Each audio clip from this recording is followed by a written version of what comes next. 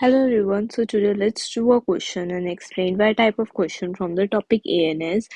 Question क्या है कि explain why physostigmine is preferred over neostigmine for the treatment of atropine poisoning. सबसे पहले समझो कि जो एट्रोपिन है ना वो एक एंटी कोलिनर्जिक ड्रग है, ठीक है। एंटी कोलिनर्जिक ड्रग है मतलब ये कोलिनर्जिक एसिटाइल कोलिन को कम करेगी समहाउ, ठीक है। तो एसिटाइल कोलिन अगर कम है और इस ड्रग की पॉइजनिंग हो रही है तो आपको कुछ ऐसे कंपोनेंट्स देने पड़ेंगे, कुछ ऐसी ड्रग्स देनी पड़ेगी जो एसिटाइल कोलिन को बढ़ाए, जिसका कोलिनर्जिक एक्शन हो, ठीक है। तो अब ये दोनों ही बढ़ाते हैं, पर इसमें कॉन्सेप्ट क्या है कि जो एट्रोपिन पॉइजनिंग हो गई, तो एट्रोपिन का नॉर्मली काम क्या है कि वो एंटी कोलिनर्जिक एजेंट है, यानी कि वो मस्करेनिक कोलिनर्जिक रिसेप्टर को ब्लॉक करता है, ठीक है। कोलिनर्जिक रिसेप्टर को ब्लॉक करेगा, कौन से वाले? मस्करेनिक कोलिनर्जिक रिसेप्टर को ब्लॉक करता है। और ये जो मस्करेनिक कोलिनर्जिक रिसेप्टर है ना, ये पूरी बॉडी में प्रेजेंट होते हैं, ठीक है। अब जब मैं कह रही हूँ पूरी बॉडी में प्रेजेंट होते हैं तो मतलब हमारे ब्रेन स्पाइनल कॉर्ड यानी कि सीएनएस में भी प्रेजेंट है और पेरिफेरी में भी प्रेजेंट है, जैसे कि मसल या और ऑर्गन्स में भी प्रेजेंट है। तो अगर उसकी पॉइजनिंग हो गई और हम ड्रग दे रहे हैं तो वो भी उन सारी जगहों पर एक्ट करे ना जहाँ पर एट्रोपिन का इफेक्ट था, उसको नलीफाई न्यूट्रलाइज करने के लिए। तो अब दिक्कत क्या है कि जो फाइजोस्टिग्मिन होता है ना, देखो ये है हमारा फाइजोस्टिग्मिन, ठीक है। तो ये तो एक टर्शरी अमीन और जो नियोस्टिग्मिन है वो है एक क्वाटरनरी अमीन। ये जो नियोस्टिग्मिन है ना, ये हमारे ब्लड ब्रेन बैरियर को क्रॉस नहीं कर सकता। क्यों? क्योंकि देखो ये चार्ज है, पोलर है, लिपिड सॉल्यूबल नहीं है। ब्लड ब्रेन बैरियर एक लिपिड मेम्ब्रेन है ना, बायलिपिड लेयर। तो उसको जो क्रॉस नहीं कर पाएगा तो ब्रेन में जो इफेक्ट हो रहे हैं एट्रोपिन पॉइजनिंग के वो तो ठीक नहीं हो पाएंगे, ठीक है। जबकि जो फाइजोस्टिग्मिन है वो क्रॉस कर जाएगा और वो इफेक्ट को कैंसिल कर देगा, एट्रोपिन पॉइजनिंग के इफेक्ट को, ठीक है। अब इस डायग्राम से थोड़ा सा और समझो कि क्या हो रहा है।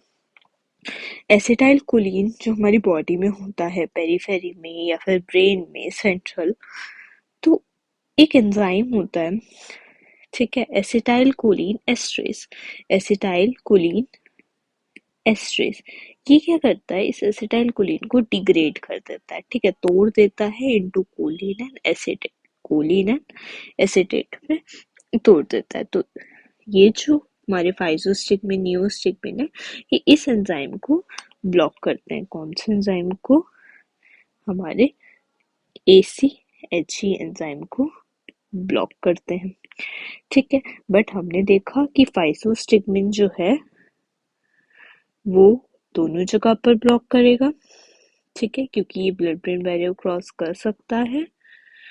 बट जो नियोस्टिग्मिन है वो बस पेरिफेरी वाले को ब्लॉक करेगा, ठीक है। अब अगर आप इसको ब्लॉक कर रहे हो तो हो क्या रहा है, अगर आप इसके तोड़ने को ब्लॉक कर रहे हो, इसके टूटने को ब्लॉक कर रहे हो, तो अल्टीमेटली आप ये नहीं टूटेगा, तो एसिटाइल कोलिन बढ़ेगा, ठीक है।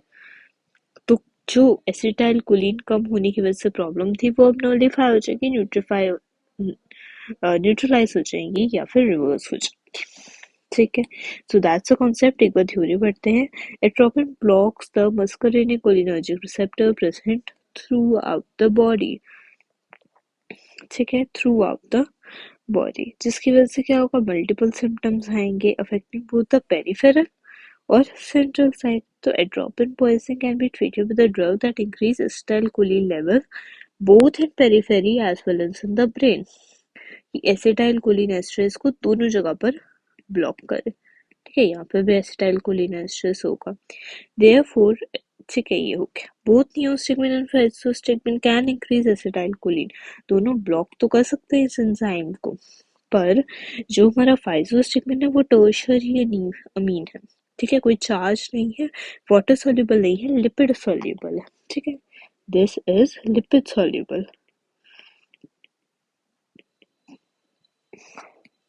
जबकि जो नियोस्टिग्मिन है वो एक क्वाटर्नरी अमीन है। देखो चार्ज आ गया ना, है ना, नाइट्रोजन नॉर्मली 3 बार बनाता है, अब 4 बना रहा है तो पॉजिटिव चार्ज आ जाता है।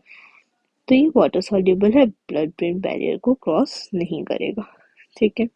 Being lipid soluble it can not cross being lipid soluble, जो फाइजो स्टिकमिन था वो तो ब्लड ब्रेन बैरियर को क्रॉस कर देगा और रिवर्स कर पाएगा सेंट्रल और peripheral symptoms of atropine poisoning. ठीक है, एट्रोपिन पॉइजनिंग में हुआ क्या था कि जो मस्करिनिक रिसेप्टर्स थे वो ब्लॉक हो गए थे। On the other hand, neostigmine cannot cross blood-brain barrier due to its polar nature and therefore not able to reverse the central symptoms of atropine poisoning. इसी की वजह से हम फाइजोस्टिगमिन को प्रेफर करते हैं। P for physostigmine, P for prefer. बस इतना भी याद है, मैं किसको प्रेफर कर रही हूँ तो आप थोड़ा सा लॉजिक खुद लगा लोगे for the treatment of atropine poisoning.